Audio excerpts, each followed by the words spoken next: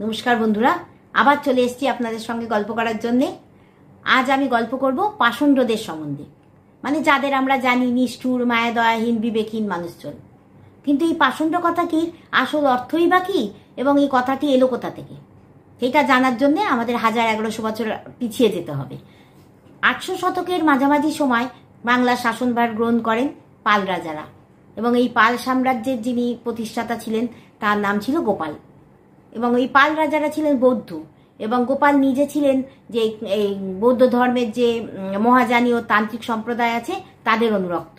তাই এই পাল সাম্রাজ্যে বৌদ্ধ ধর্ম বহুল পরিমাণে প্রচারিত এবং প্রসারিত হয়েছিল, এবং রাজাদের পৃষ্ঠপোষকতায় বিভিন্ন রকম স্তূপ, মঠ, বিভিন্ন ভাস্কর্য যেমন স্থাপন করা হয়েছিল, তেমন নালন্দা বিশ্ববিদ্যালয়ের অনেক উন্নতি হয়েছিল। বিক্রমশিলা এবং অদন্তিপুরের মতো যে বিখ্যাত বিশ্ববিদ্যালয় আছে সেই দুটোও কিন্তু এই সময় স্থাপন করা হয়েছিল। এবং বৌদ্ধ গ্রন্থ চর্যাপদের কথা তো আমরা জানি, আমরা স্কুলে পড়েছি, বাংলা সাহিত্যের ইতিহাসে আছে চর্যাপদের কথা। সেই চর্যাপদও কিন্তু বাংলা ভাষায় এই সময় লেখা হয়েছিল। তা আজকে আমি যেই কথা নিয়ে আলোচনা করব তাতে তো পাল সাম্রাজ্যটা অপ্রাসঙ্গিক, তাই আর এই নিয়ে আলোচনা করছি না। তা এখন আসি পাষণ্ড কথাটির আসল অর্থে। পাষণ্ড কথাটির আসল অর্থ হলো একটি বিশেষ ধর্ম সম্প্রদায়। বৌদ্ধ সন্ন্যাসীদের তখন পাষণ্ড বলা হতো।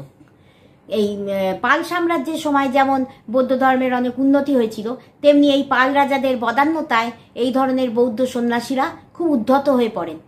তারা বৌদ্ধ ধর্ম প্রচার করার জন্যে রাজ্যের যে জনসাধারণ আছে, অন্য ধর্ম বা ধর্ম সম্প্রদায় আছে, তাদের বৌদ্ধ ধর্মে দীক্ষিত করার চেষ্টা চালান। কিন্তু সেটা তো অত সহজ ছিল না, তার কারণ আমরা কেউই আমাদের নিজের ধর্ম সহজে ত্যাগ করতে চাই না।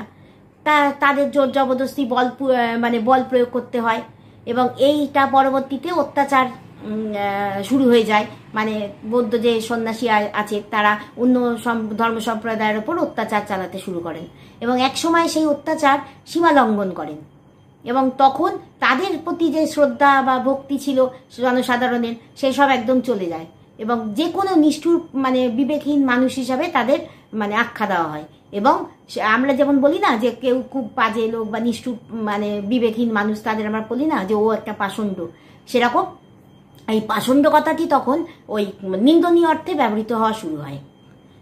একটা শব্দ যেটা নাকি ধর্ম বা শুভ একটা অর্থ বহন করছে, সেটা একদম বিপরীত, একদম নিন্দনীয় বা কোনো একটা বাজে জিনিসকে বোঝাতে আমরা ব্যবহার করছি, কিন্তু সেটা হচ্ছে তাদের ব্যবহারের জন্য। তাহলে আজকে জানলেন তো যে পাষণ্ড কথাটির অর্থ কি। তাহলে এরকমই আবার গল্প করার জন্য আপনাদের সঙ্গে সামনে চলে আসব, এবং আপনাদের যদি আবার কিছু জানার থাকে আমাকে অবশ্যই কমেন্ট করে জানাবেন। আমি আমার সাধ্যমতো আপনাদের সেই জানার ইচ্ছাটা পূরণ করার চেষ্টা করব। তাহলে সকলে খুব ভালো থাকবেন, সুস্থ থাকবেন। আজ আসি, নমস্কার।